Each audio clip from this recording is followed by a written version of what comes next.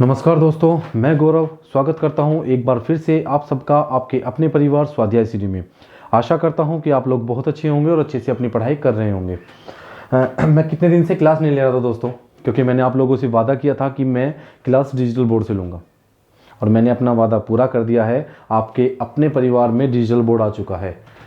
अगर आप लोगों को व्हाइट बोर्ड से पढ़ने में दिखने में थोड़ी प्रॉब्लम थी तो उसका सोल्यूशन हमने कर दिया है।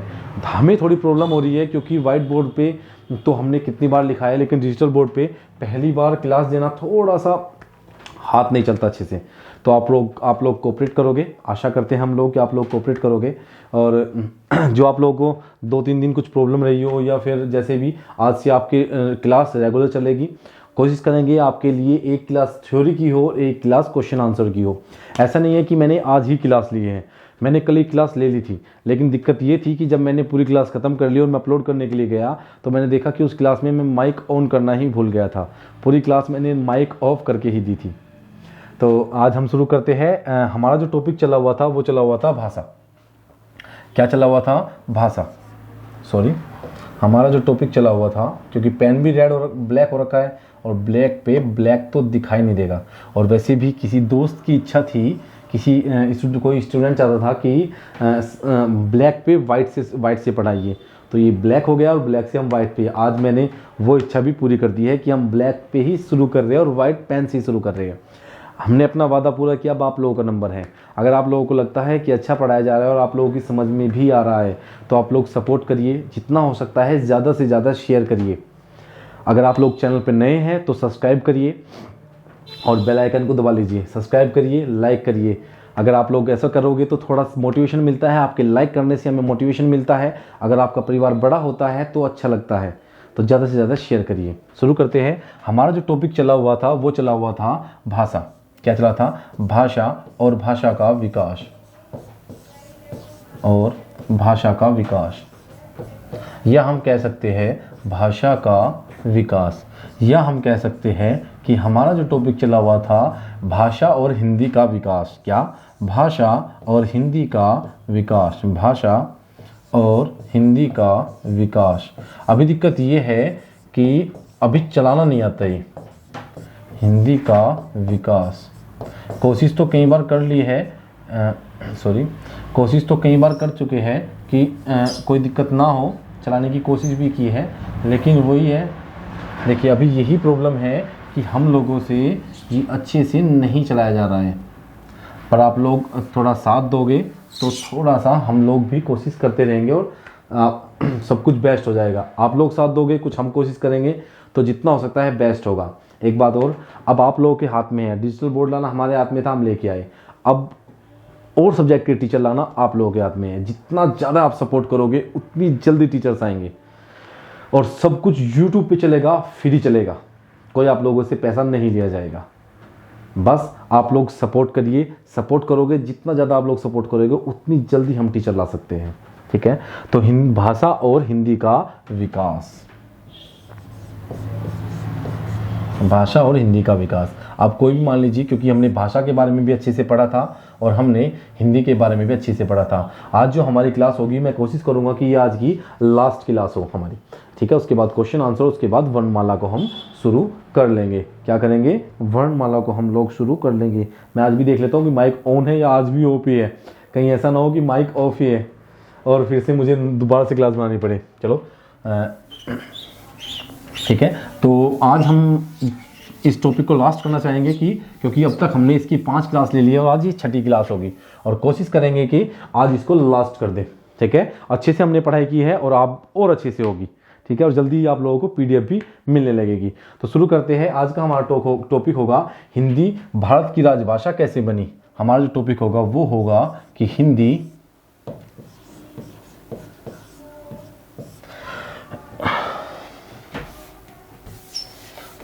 अब यही दिक्कत आ रही है क्योंकि इतने दिन हो गए वाहिद पर इससे नहीं पढ़ाया, तो डिजिटल बोर्ड से नहीं पढ़ाया आज तक, तो थोड़ा सा प्रॉब्लम हो रही है। हिंदी कैसे बनी राजभाषा। हमारा जो टॉपिक होगा वो होगा हिंदी राजभाषा कैसे बनी। राजभाषा।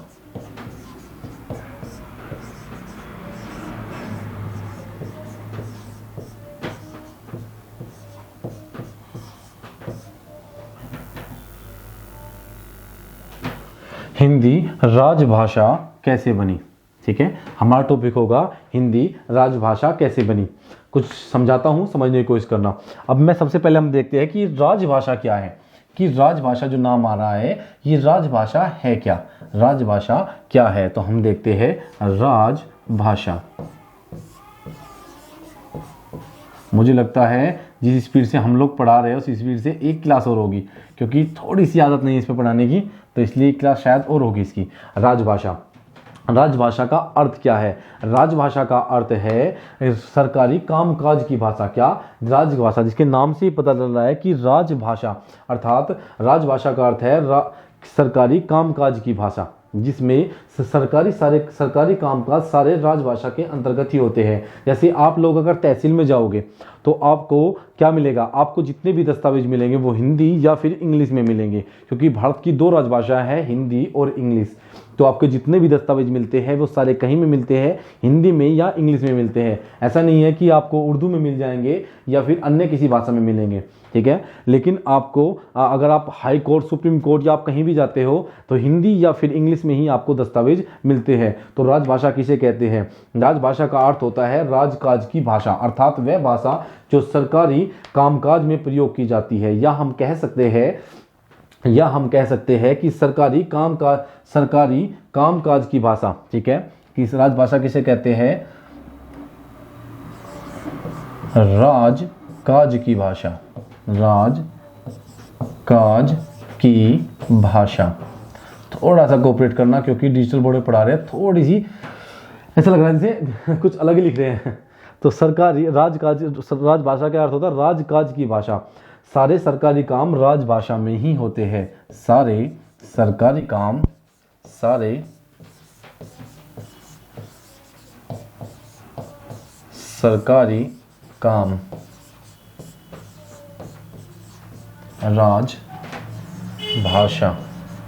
राजभाषा में ही होते हैं।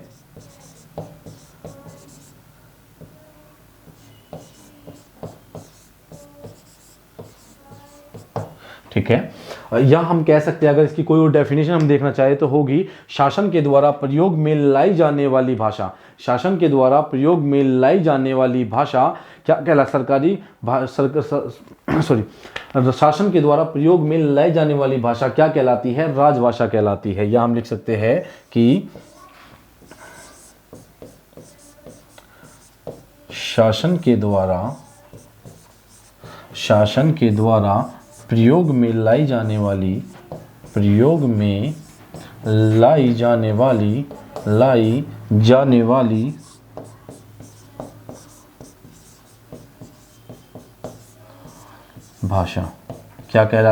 भाषा क्या कहलाती है, आपकी राजभाषा कहलाती है। ठीक है, ऐसा नहीं है आप लोग कहोगे कि कुछ जगह, जैसे आप अगर तमिलनाडु में चले जाओगे कि वहाँ पे भी आपको हिंदी में दस्तावेज मिलेंगे या फिर आपको अंग्रेजी में मिलेंगे। हाँ, हर एक राज्य को अपनी राजभाषा चुनने का एक छूट होती है, लेकिन भारत, हमारे इस राज्य, अनुच्छेद 343 कहता है, अनुच्छेद 343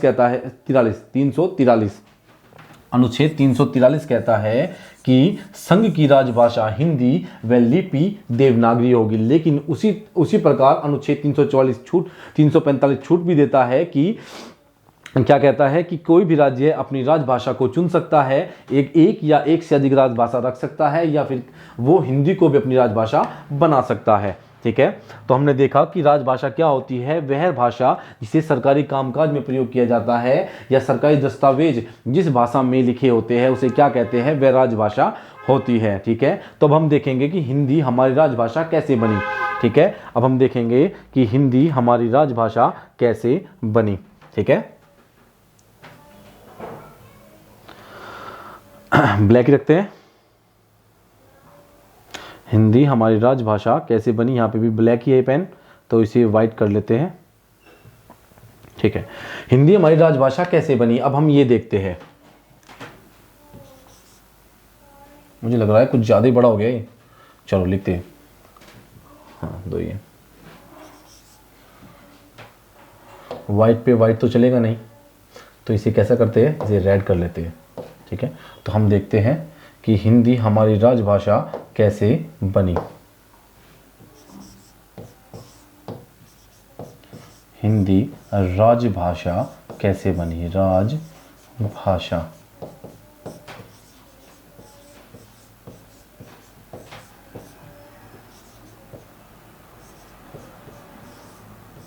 अब आप लोग बोलोगे कि सर सर की राइटिंग बहुत बुरी है, तो राइटिंग तो मेरी पहले भी बुरी थी, ऐसा नहीं था कि मैं बहुत अच्छा लिखता था, लेकिन अभी डिजिटल बोर्ड पे और थोड़ी सी गड़बड़ हो गई है। अगर आप लोग कहते हो तो वाइट से चेंज कर देता हूँ मैं इसको। हम इसको कर लेते हैं आपका ये, ठीक है ना? अब ठीक दिखाई दे रहा होगा ना? ठीक है, चलो पेन ब्लैक कर लेते हैं। ठीक है, हिंदी हमारी राजभाषा कैसे बनी? अब इसको ब्लैक में लिखने की कोई जरूरत नहीं है, वो मैंने लिख दिया है पहले ही। हिंदी हमारी राजभाषा कैसे बनी? अब हम ये देखते हैं, जब 1947 में भारत आज़ाद हुआ। कब? 1947 में।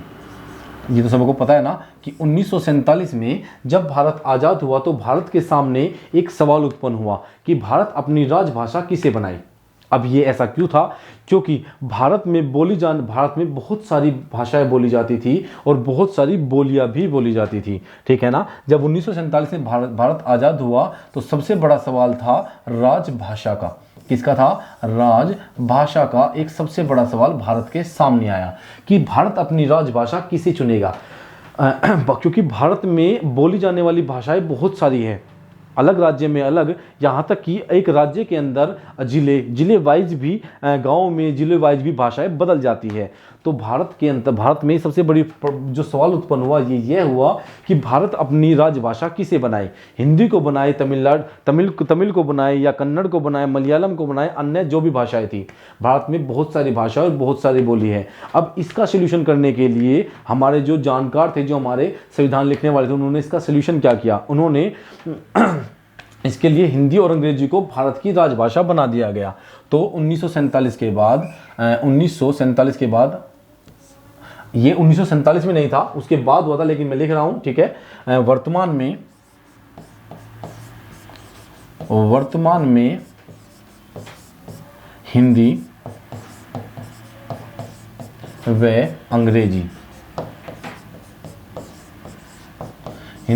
अंग्रेजी दोनों भारत की राजभाषा है, ठीक है? अब भाई इसका सोल्यूशन क्या निकाला गया? अब इस बोर्ड में दिक्कत ये आ रही है कि जैसे मैं ऐसे लिखता हूं, वहां पे तो मैं ऐसे लिखता था बोर्ड पे, तो ये हाथ भी चल जाएगा, है ना? तो इसमें ये दिक्कत होती है। अब एक बात देखिए, अब वर्तमान में इसका सोल्यूशन ये निकाला गया, जो वर्तमान में निकाला गया है, वर्तमान में सोल्यूशन ये निकाला गया कि भारत की जो राजभाषा है वो हिंदी भी है और अंग्रेजी भी है। क्यों? ऐसा क्यों हुआ कि हिंदी और अंग्रेजी दोनों को बनाया गया? अंग्रेजी के अलावा कोई और भाषा भी तो राजभाषा बनाई जा सकती थी, क्योंकि हिंदी तो इसलिए बनाई गई क्योंकि भारत के अधिकांश क्षेत्र में हिंदी को बोला जाता था, समझा जाता था, या फिर जो हिंदी नहीं बोलते थे वो भी हिंदी को बोल सकते थे, समझ सकते थे। लेकिन अंग्रेजी सबके द्वारा नहीं बोली जाती, लेकिन फिर भी अंग्रेजी को राजभाषा क्यों बनाया गया? अब ये बात जानने लायक है। जब 14 सितंबर 1949 को, 14 सितंबर, नोट करिएगा, 14 सितंबर, आपके एग्जाम में यहीं से क्वेश्चन बनेगा। 14 सितंबर 1949 को हिंदी को राजभाषा का दर्जा दे दिया गया। राजभाषा का दर्जा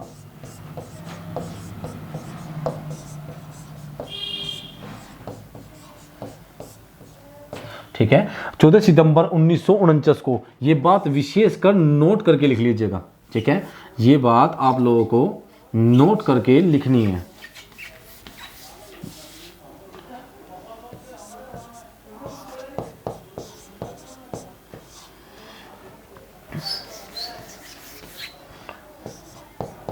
ये बात नोट करके लिखिए कि 14 सितंबर 1949 को। मैं अगर चाहूं तो बस यही एक लाइन लिखवा देता, लेकिन मैं नहीं चाहता। मैं चाहता हूं कि आप लोगों को ये बातें समझ में आ सके। 14 सितंबर 1949 में हिंदी को भारत की राजभाषा का दर्जा दे दिया गया था, ठीक है? और 26 जनवरी 1950 को जब हमारा संविधान लागू हुआ तो हिंदी सहित 26 जनवरी 1949 को, क्या लिख देता हूं मैं, 26 जनवरी चलो इसको आगे लिख देते हैं, यहाँ पे रहने देते हैं, क्योंकि हमारे पास पेज की कमी नहीं है। ठीक है, ठीक है, कलर वही कर लेते हैं जो अभी था। ठीक है, कलर हो गया, पेन ले लेते हैं। हाँ,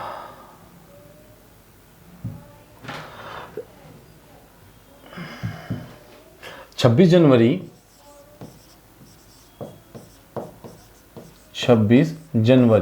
क्या 26 जनवरी 1950 को जब भारत का संविधान लागू हुआ, जब भारत का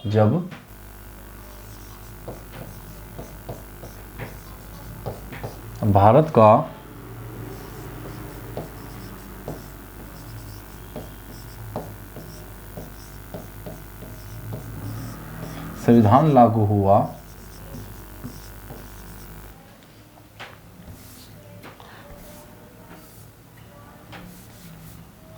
अब सबसे बड़ी दिक्कत यही आ रही है कि मिटाने में बड़ी प्रॉब्लम हो रही है। हाँ, जब संविधान लागू हुआ तो हिंदी के साथ लागू हुआ, फिर गड़बड़ हो गई।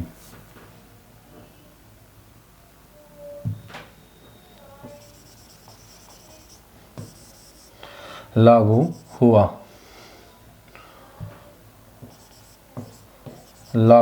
हुआ तो हिंदी के साथ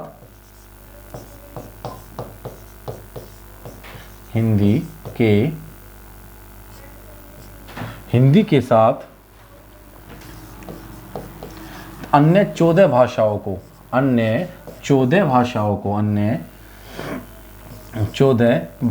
को संविधान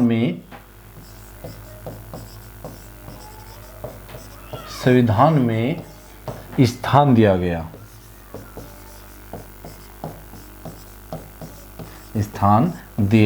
गया, जिन्हें अनुसूचित भाषाएं कहते हैं। क्या कहते हैं? जिन्हें अनुसूचित भाषाएं कहते हैं। ठीक है ना।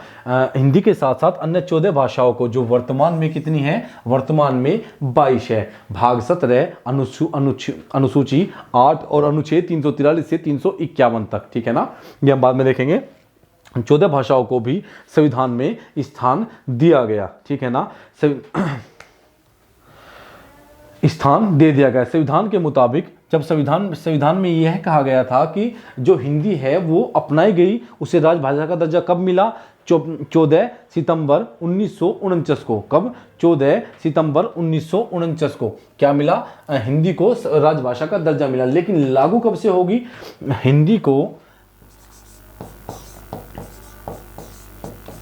को राजभाषा का दर्जा,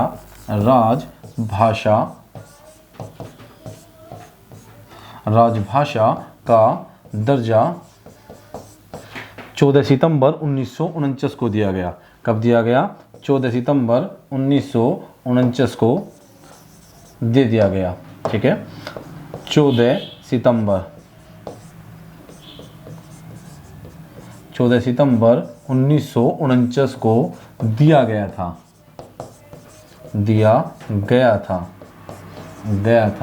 क्योंकि दिया गया था, लेकिन राजभाषा के रूप में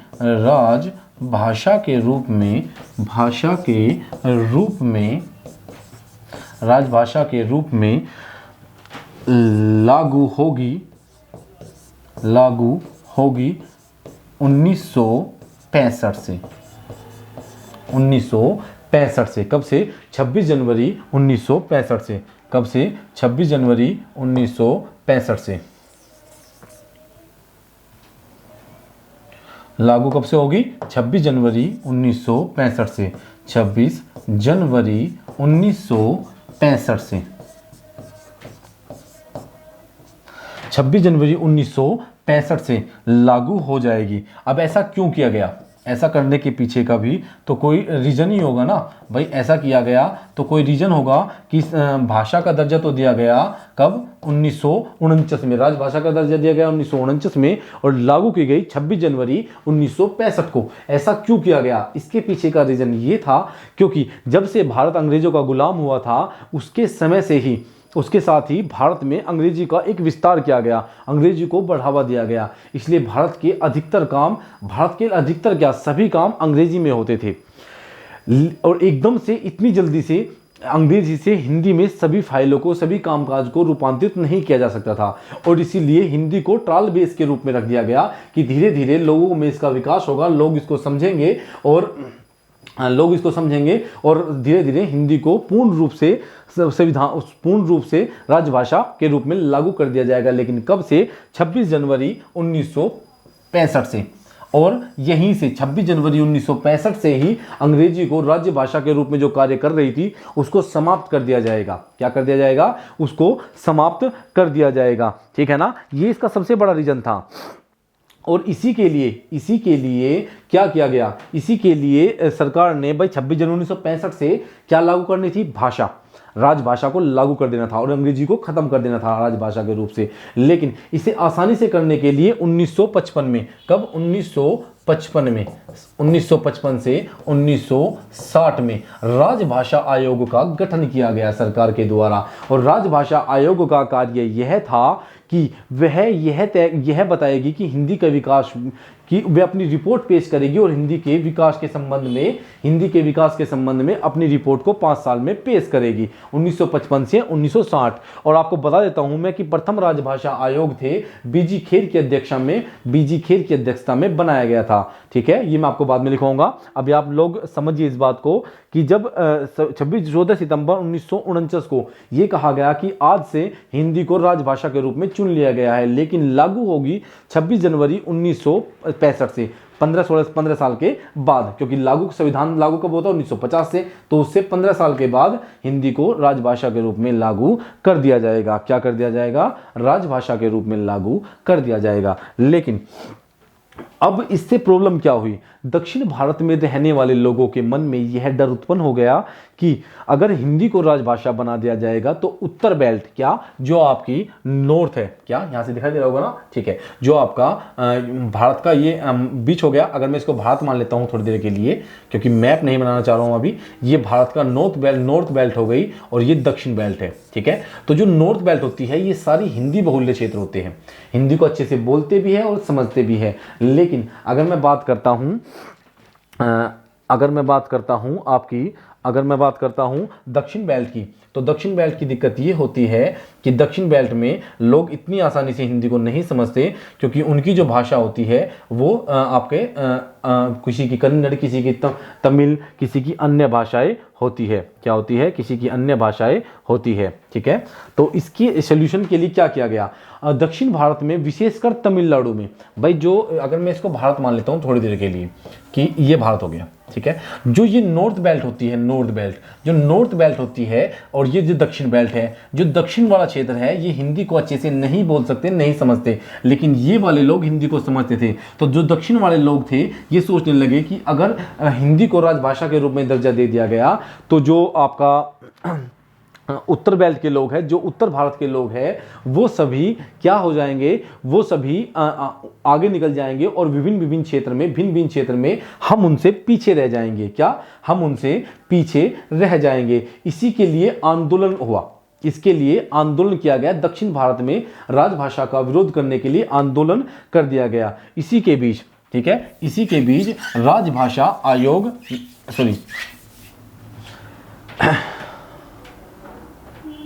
इसी के बीच 1963 में, कब? 1963 में राजभाषा अधिनियम पास कर दिया गया। क्या? राजभाषा कानून। 1963 में राजभाषा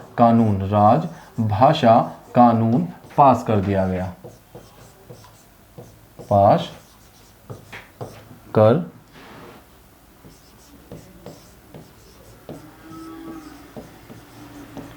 दिया गया 1963 में। एक तरफ तो दक्षिण भारत में क्या हो रहा है? आंदोलन हो रहा है। दूसरी तरफ क्या किया गया आपका 1963, ताकि लोग समझ सके बातों को। उनका कोई ये मोटिव नहीं था कि वो लोगों को परेशान करना चाहते थे, उनका मोटिव था कि लोग समझ जाएंगे। लेकिन आंदोलन ने हिंसक रूप ले लिया था। लेकिन इन्होंने क्या किया? यहां पर राजभाषा अधिनियम पारित कर दिया गया और 1963 में राजभाषा कानून को पास कर दिया गया, जिसमें 1965 के बाद अंग्रेजी को इसके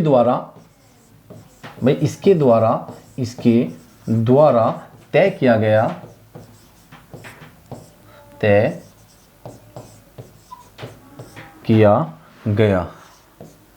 इसके द्वारा तय किया गया कि 1965 से 26 जनवरी 1965 से हिंदी पूर्ण रूप से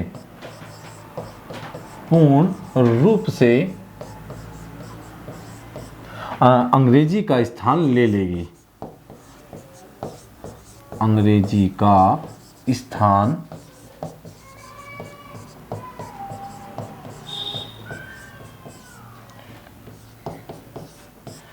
अंग्रेजी का स्थान ले लेगी और अंग्रेजी को 1965 से हटा दिया जाएगा। अंग्रेजी को 1965 से हटा दिया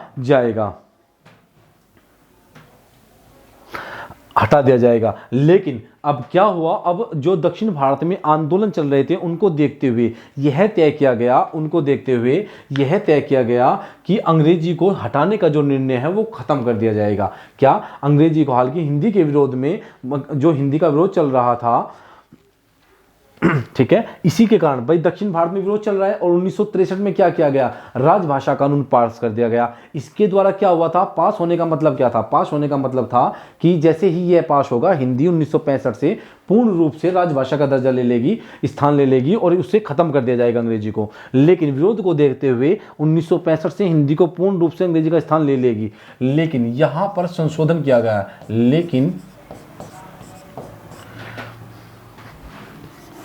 यह तय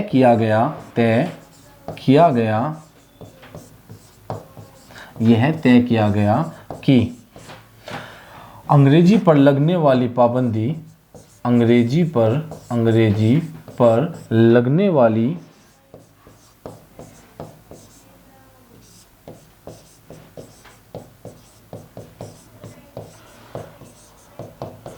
पाबंदी, जो अंग्रेजी पर पूर्ण रूप से पाबंदी लगने वाली थी, ठीक है, जो अंग्रेजी पर पूर्ण रूप से पाबंदी लगने वाली थी, खत्म किया गया। लगने वाली पाबंदी को खत्म कर दिया गया। क्या कर दिया गया, खत्म कर दिया गया।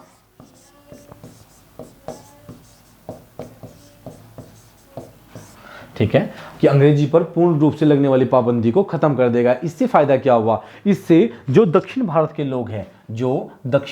लोग थे, ये अपनी भाषा तो समझते थे, हिंदी को अच्छी तरह नहीं समझते थे, लेकिन ये लोग किसे समझते थे, ये लोग अंग्रेजी को अच्छी तरह समझ सकते थे, अच्छी तरह ये लोग अंग्रेजी का इस्तेमाल जानते थे। तो इसीलिए अंग्रेजी पर जो पाबंदी लगने वाली थी 1965 के द्वारा, 1965 में जो अंग्रेजी में पाबंदी लगने वाली थी 1963 के राजभाषा कानून के द्वारा, राजभाषा, यहाँ पे कानून लिख लीजिए, राजभाषा कानून पास, यहाँ पे कानून लिख लीजिए, क्या कानून, राजभाषा कानून पास कर दिया गया। ठीक है, 1963 के राजभाषा कानून के द्वारा जो 1965 में पाबंदी लगने वाली थी उसे खत्म कर दिया गया। इससे क्या हुआ, जो दक्षिण भारत के लोग थे वो पूर्ण रूप से संतुष्ट नहीं हुए। इसीलिए दक्षिण भारत में, विशेषकर तमिलनाडु में जो आंदोलन चल रहे थे उन्होंने हिंसक रूप ले लिया। कैसा, उन्होंने हिंसक रूप ले लिया और दक्षिण भारत में कुछ छात्रों ने आत्मदाह कर लिया। क्या, आत्मदाह कर लिया। अब इसका सॉल्यूशन करने के लिए, इस समस्या के समाधान के लिए 1967 में राजभाषा कानून में संशोधन किया गया। राजभाषा कानून में कब संशोधन किया गया, राजभाषा कानून में, मैं इसको रब कर रहा हूं, राजभाषा कानून में 1967 में, कब, 1967 में संशोधन किया गया। ठीक है, राजभाषा कानून में संशोधन कब हुआ था, लागू कब हुआ था, 1963 से राजभाषा कानून लागू हुआ। 1967 में इसमें संशोधन कर दिया गया और संशोधन किया गया कि जब तक दक्षिण भारत के लोग जो हिंदी को नहीं बोलते, गैर हिंदी भाषी राज्य चाहेंगे, जब तक अंग्रेजी को भी भारत की राज्य भाषा बना दिया गया। ठीक है, तो ये छोटा सा टॉपिक रह गया, 10 मिनट की क्लास का, हो रहा है 10 या 15 मिनट की, वो हम कल कंप्लीट करेंगे। आज के लिए हम इतना रखेंगे। अब आप लोगों के हाथ में है कि आप लोग कब चाहेंगे, जितनी आप लोगों की सपोर्ट होगी, जितना आप लोग सपोर्ट करोगे टीचर उतनी जल्दी आएंगे, और जितना आप लोग सपोर्ट करोगे हम लाइव आ सकेंगे। ये आपके हाथ में है। आज के लिए इतने रखेंगे, धन्यवाद।